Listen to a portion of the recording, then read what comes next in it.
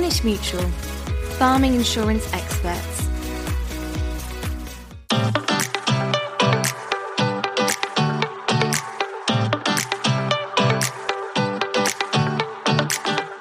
Hello and welcome to this bonus episode of Farming Focus, the podcast for Southwest farmers brought to you by Cornish Mutual.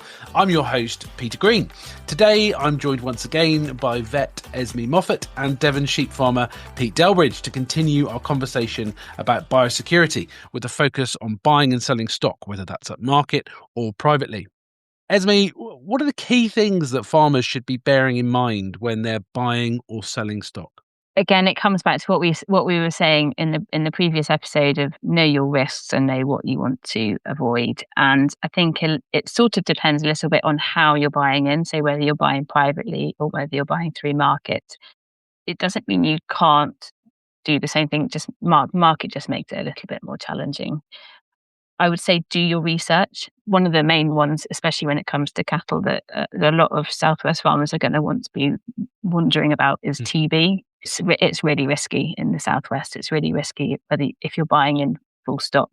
So you can manage that risk by buying from sort of lower risk areas. The TB Hub website is really good for mapping that. So it gives you an idea of where sort of low and high risk areas of the country are, and you can be aware of that.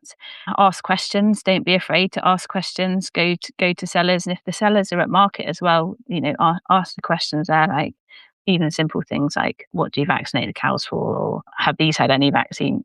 Do you use BBD tag and test? Just equipping yourself with more knowledge is only gonna help you. BBD, unfortunately, we lost the BBD England campaign, but it's kind of coming back next year. There's going to be a bit more of a BBD awareness. But yeah, I think when it comes to people like Pete who know specifically the diseases that they're trying to manage, using those accreditation schemes can be really useful. Buying through people who are part of those schemes. It can really help to manage those risks. Brilliant. So you referenced TB Hub.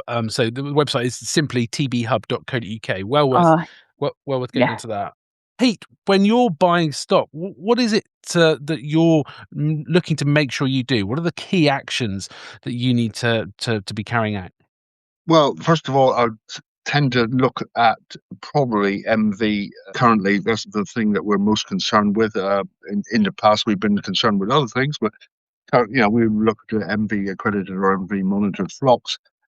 Speak to the people that are selling the stock, and I mean, we only personally need rams at the moment, so because we're a relatively closed flock, we only buy rams for breeding rams. So find out what their health status is, what are the risks, and then once we get them on farm, we would then isolate them and give them a jab of Dectomax and then Solvix drench, so cutting out anthelmintic resistance, hopefully not bringing any worms on, and then keep them isolated for a couple of weeks, and then before they introduce them to the flock. So yeah, that's what I would do.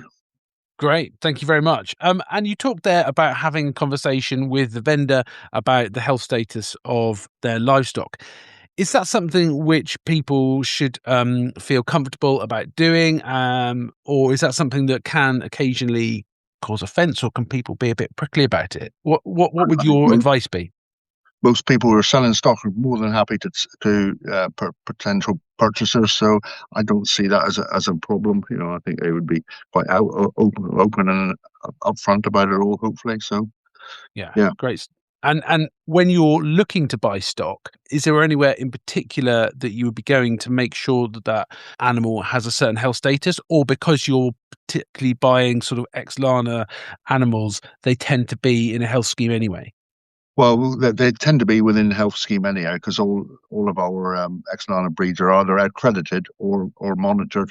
So, I mean, we're just monitored at the moment. I don't quite see how I could get to accreditation status, because we live in a very densely populated area of sheep. So, right. I just think that's probably a little bit beyond me at the moment, but you can but try. Yeah, it'd be what we would aspire to, I guess. But I think it's just a step off away at the moment. So the best we can do is monitor it. At least we're doing something, and we got a fair chance of, we know what where status is at the moment. Is there anything that farmers should be doing on farm when they take stock away from farm for sale, perhaps? Only in that you yourself are going off farm and therefore going somewhere where you can maybe bring stuff back. In terms of sending animals away, obviously, like most farmers are very proud of what they're doing and want to sell the best animals. So most people are going to be sending things, especially through market or to another farm, that that are in good health status and that they're proud of. But so there shouldn't be a lot of concern over removing stock. I guess it's more just about where you're going and the risks of you and your truck and trailer coming back onto the farm. Understood. And we talked a lot about quarantine, both a little in today's episode, but also in last week's main episode. I guess moving on from that, broadly, how good a job, in your experience, do farmers do when it comes to taking care of biosecurity when they're moving stock? Got to be careful not to get no names, please. hatred comments from off the back of this, but I think we're a long way off being perfect. Is probably a fair way of saying it.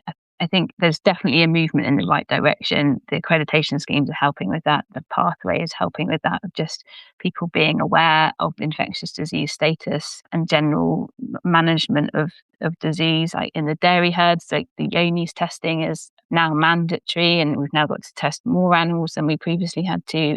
And most people are doing every animal freak on a quarterly basis. So we're just our awareness of these diseases has increased, and I think our control and management of them has therefore improved off the back of that. So I think it's definitely moving in the right direction. But I think, and vets are probably guilty of this as well, but I think farmers, and you'll probably have experienced this from your travels, but farmers across the world are insanely optimistic and positive and have the sort of it'll be all right attitude.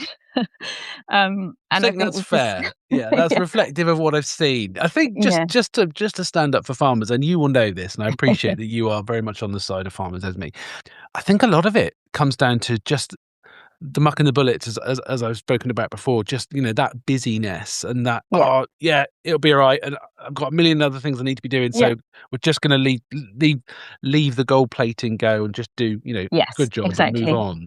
Exactly, and that is the caveat to all of this, and especially when it comes to quarantining, like it's got to be manageable. You've got to still be able to function, and so Pete said it previously. In that actually you're going to know there's a certain level of risk that you're willing to accept, and that definitely is the case on beef, sheep, cattle farms, dairy farms, and particularly in the southwest where there's a lot of animals and a lot of animal movements. Like we can't do ourselves into the ground worrying about this, but we can. There are a lot of simple things that we can do to really mitigate those risks to a manageable level and keep us all sane at the same time. Brilliant. Esme, that's really helpful. Thank you to you and to Pete for being such great guests today. So the takeaway message from me is very much make sure that it's manageable and sensible, but let's aim for best endeavours. Esme, Pete, thanks very much for your time. Cornish Mutual, farming insurance experts.